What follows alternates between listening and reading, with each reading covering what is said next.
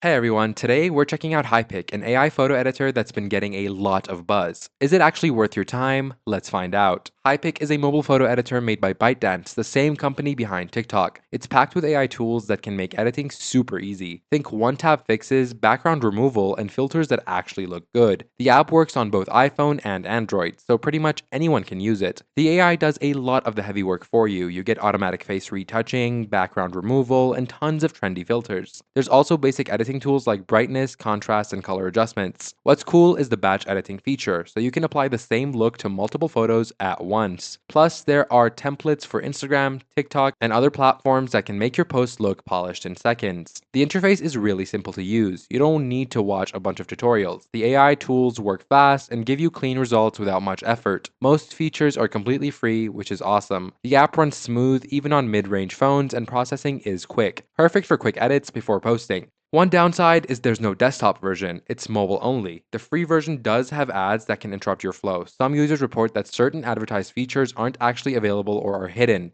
And unlike pro apps, Hypic doesn't support RAW files, just JPEGs and PNGs. Hypic is free to download with basic features. The premium version costs around $7 per month and removes ads, gives you more filters, and unlocks advanced AI tools.